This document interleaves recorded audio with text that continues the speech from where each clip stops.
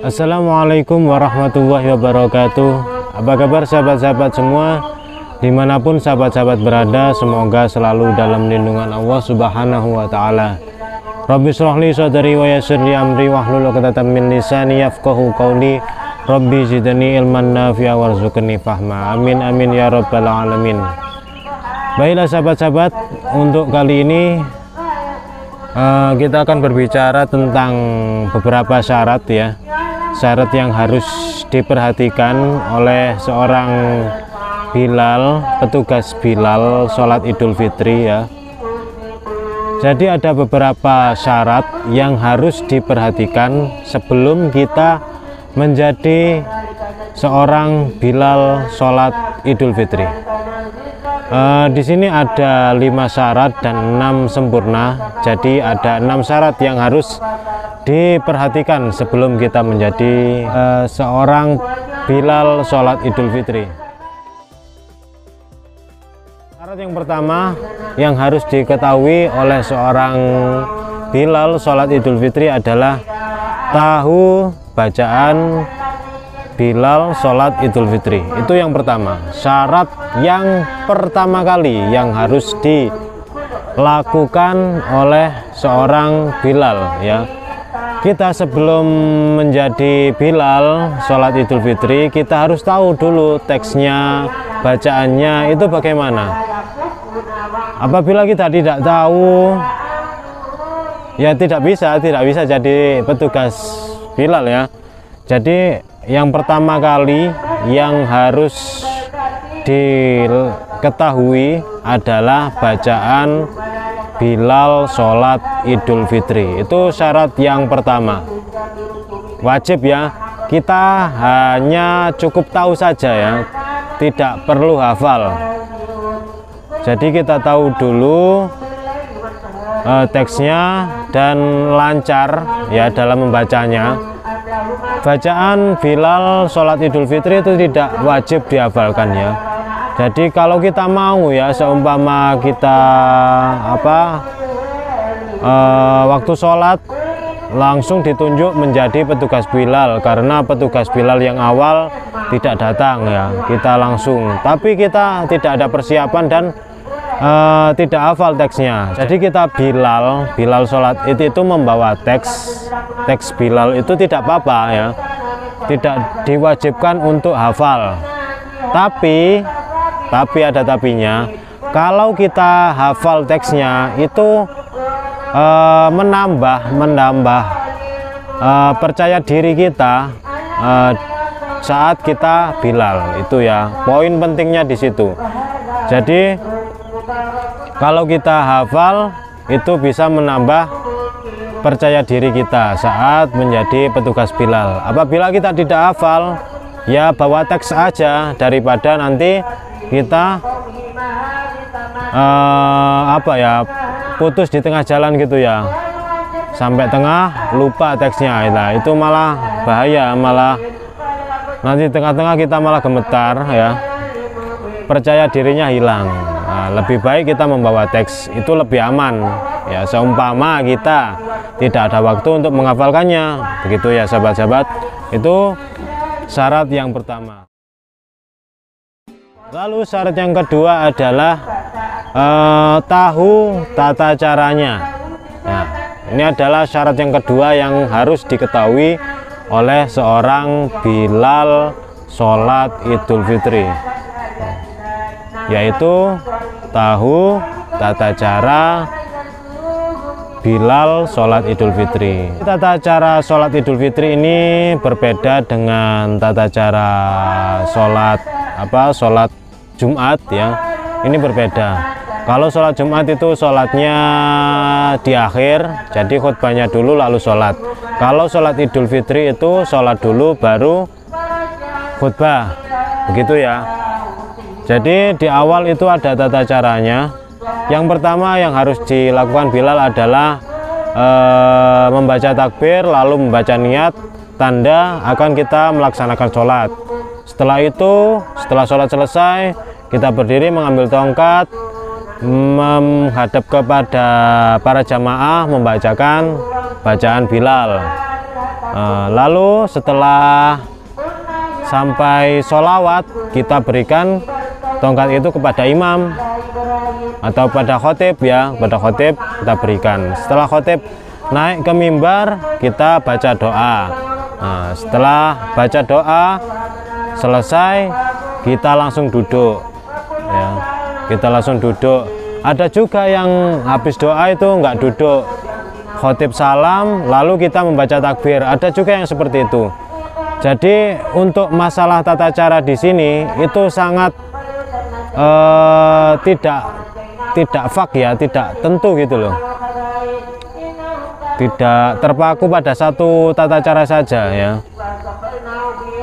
Jadi di setiap daerah itu berbeda-beda tata caranya, tapi untuk bacaannya insya Allah semuanya sama. Mungkin ada beberapa bagian-bagian yang ditambah atau dikurangi seperti itu ya, atau juga diganti. Dan untuk tata caranya itu berbeda-beda. Ada yang seperti itu, yang habis doa Bilal langsung duduk. Ada juga yang setelah doa Bilal tetap berdiri, khotib salam lalu Bilal membacakan takbir. Ada juga yang seperti itu. Ada yang Bilalnya itu nggak pakai salam di awal ya, jadi setelah sholat selesai Bilal langsung berdiri membawa tongkat langsung ma'asyiral muslimin langsung gitu, jadi nggak pakai salam. Untuk lebih baiknya sahabat-sahabat itu tanyakan bagaimana tata caranya Bilal, tata cara Bilal itu ya, Bilal sholat id itu kita tanya kepada siapa ya, kepada imam. Kalau gitu kepada khotib itu lebih baik, jadi nanti ada koordinasi sebelum kita melaksanakan. Jadi tanya ini nanti pakai salam atau pakai takbir atau gimana, itu dibicarakan berdua seandainya. Tapi kalau biasanya kan sholat itu biasanya khotibnya dari luar daerah gitu ya, undang ustadz atau kiai dari luar daerah kita, jadi kita koordinasinya susah.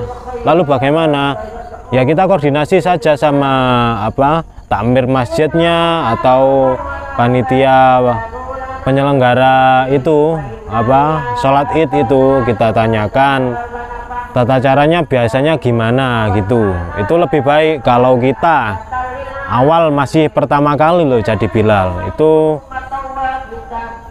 lebih baiknya ditanyakan dulu kepada imam atau takmir masjid begitu ya. Lalu syarat yang ketiga adalah berani. Jadi kita sudah tahu teksnya, hafal bacaannya, kita juga tahu tata caranya, tapi kita tidak berani. Ya jangan jadi Bilal kalau gitu ya, kalau kita tidak punya keberanian untuk menjadi seorang Bilal. Karena seorang Bilal itu tidak mudah gitu ya, menjadi seorang Bilal tidak mudah. Berdiri di antara para jamaah, kalau sholat id kan banyak, nggak seperti sholat Jumat kan ya, hampir satu kampung bahkan satu desa ya, itu jadi satu gitu ya di lapangan gitu. Nah kita dipilih menjadi Bilal, kita harus berani. Itu merupakan suatu prestasi ya, yang sangat membanggakan bagi kita.